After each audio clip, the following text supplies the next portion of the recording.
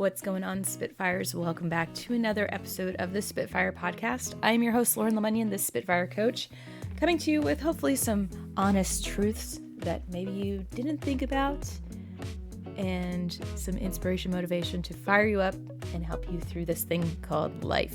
If you are not already subscribed, this would be a great time to do it wherever you get your podcasts, Apple Podcasts, Google Play, Spotify, or you can go to spitfirecoach.com/episode to catch up on any of the past 200 episodes. And if you like our show, please leave us a review. We love to hear about it. We'd love to hear from you. Pass it along to a friend. And if there's a topic that you want us to dive into, we'd love to hear from you on that. So make sure that you get in touch at grow@spitfirecoach.com. Today is a little different than past episodes. I have some confessions to make because I want to create as transparent a space as possible. And when I realize things or when things are brought to my attention, I want to make sure that I am sharing that with our hopefully growing audience. A couple episodes back, I did an episode on the let them theory from Mel Robbins. And I have seen some things pop up. I've looked into it, and I've recently heard a podcast episode from If Books Could Kill, basically tearing this book apart. Now, that's not to say that all of it is bad, but certain things that I had seen and then also were confirmed by this podcast led me to think that maybe I should not retract it because I feel like this is a teachable moment. It's a new point of awareness for us all to really start to leverage our critical thinking muscle.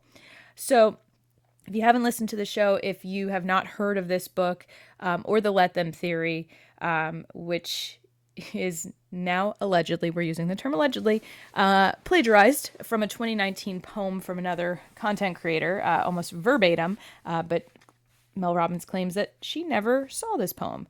Hard to believe, especially if you do a basic Google search. But essentially, the let them theory is let them, i.e. the other person, be them, and you let yourself be, like do your own thing.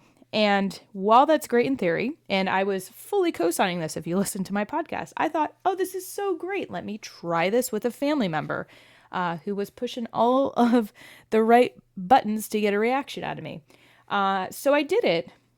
And I thought, great, like I'm just going to let them be them. I'm going to let them be them, and then I'm going to do my own thing. But it didn't work. It really did not work. It did temporarily. And I think that's why this is so effective and catchy, because we read a book and we're like, here's this very simplistic theory that I can easily apply. I'm going to let you be me and I'm going to be me and I'm going to do my own thing. But the reality is there are a lot of people who might have narcissistic tendencies, might be manipulative, might be abusive, might not really give a crap about you. And what it also fails to do is establish any healthy boundaries. It also fails to recognize that there are situations that are not safe for you to do this in. If you are in an abusive situation, if you are in a toxic situation, if you do not have psychological safety, this theory actually could put you in more harm's way. Why is that?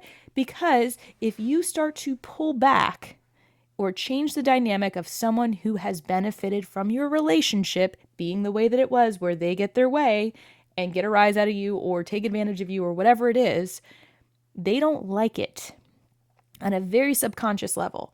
And so it will create a more explosive environment, or that person might be like, what gives?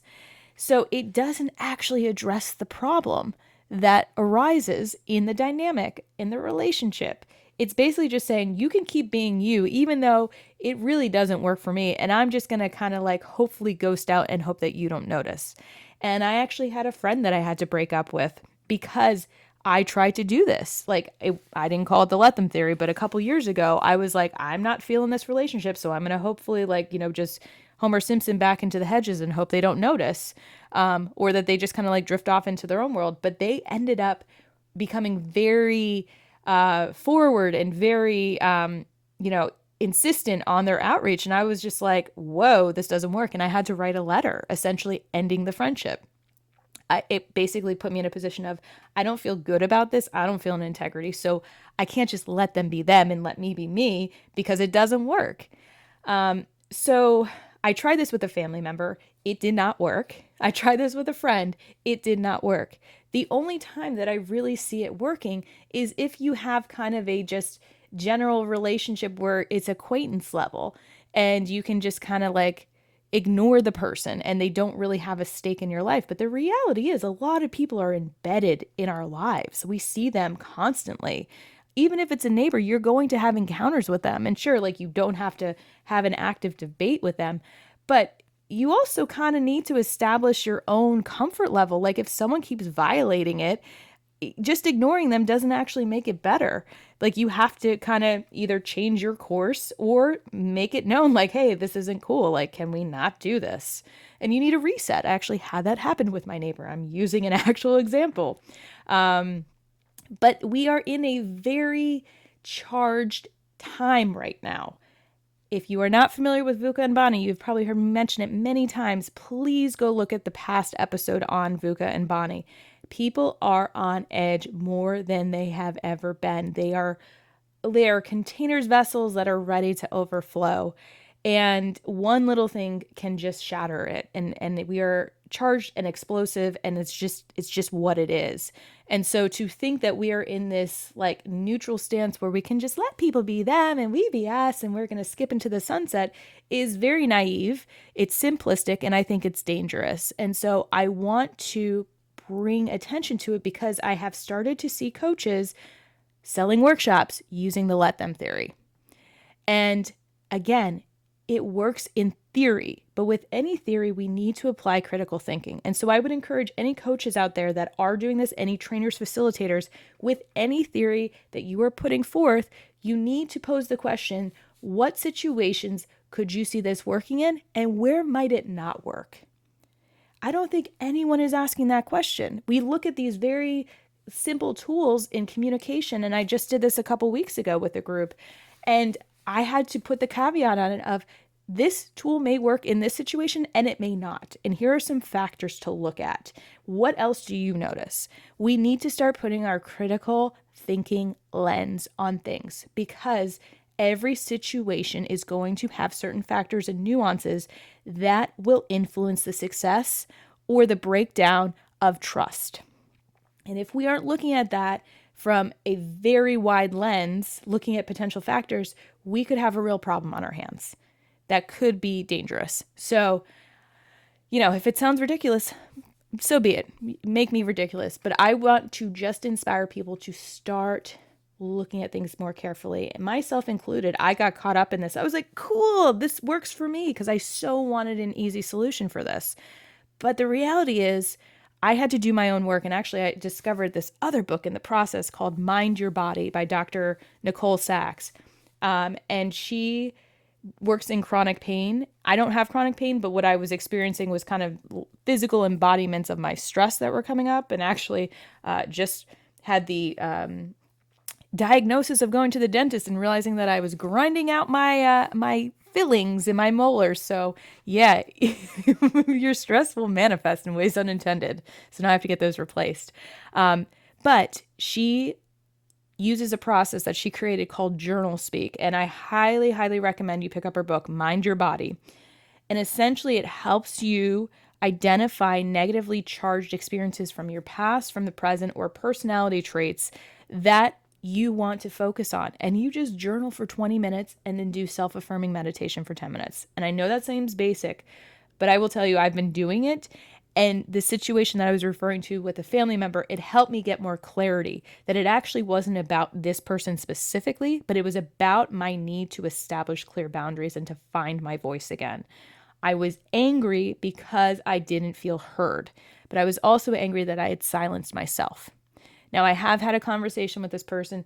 It did get a little charged, but I will tell you that from that point on, there was a noticeable shift in awareness. And so that's not saying that you do it once and it's done, but it's more of being in the process of kind of addressing your own shit, of realizing that it is not about a simple, I'm going to let you be me and I'm going to let you be you and I'm going to be me.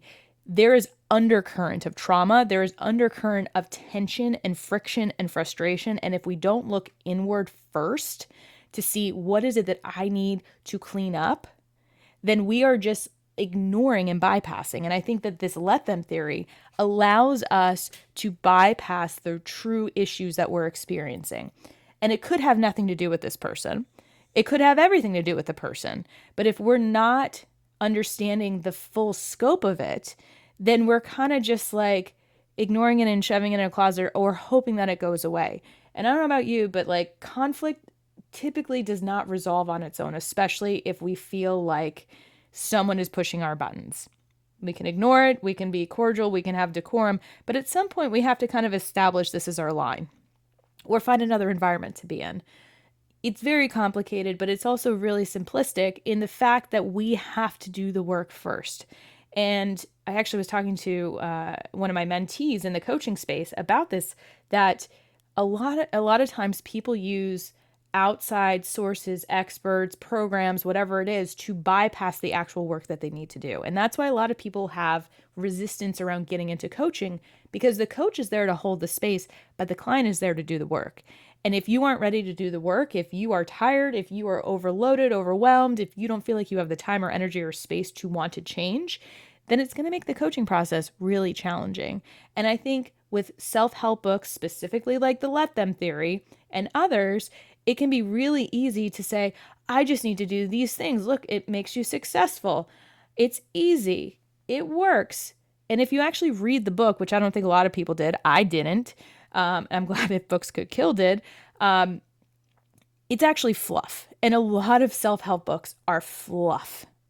And I think if we can start actually taking our time with things and actually reading things, we will see it for what they are, which is probably about a bullet point or two of good stuff, and the rest is fluff to sell a book and make some money. So I'm sorry if I have popped the bubble about the Let Them Theory, but I wanted to be honest. I wanted to be transparent. And I hope that this inspires some additional questioning and looking inward and also looking outward and being more curious about the content that we are digesting and that we're ingesting. Because there's a lot that's out there and not all of it is good. So make sure that where you are getting information from is a trusted source. Make sure you're verifying it. Make sure you're being curious. And it's okay to ask what works for me and what doesn't work for me. That's what critical thinking is all about. What is not resonating with me? What is sticking out like it's not jiving? And then how do you do some back-end research to understand it more? So there's a lot out there. Take your time with it. Be patient. I know we're all tired. And I'm sorry that I've taken away another self-help book from the bookshelf. But I'm going to keep the episode up there because, I felt that way and I'm sure it's still relevant, but I am going to attach this episode link to the description of the previous one because I think it's important. We all have new awareness points. We all have reflection points. And I hope that this shows that you too can be wrong at some points, and we're all going to be okay. It's okay to be wrong. It's okay to own up when you have made an incorrect judgment call. But you know what? I knew what I knew at the moment, and now I know more, and I'm happy I do. So hope this was helpful. Let us know if you have any thoughts. If you think I am totally wrong, tell me. No, actually don't. Come up with a nice theory around it, around why you think that I should just let them be. But you all keep being awesome, and we'll see you next time.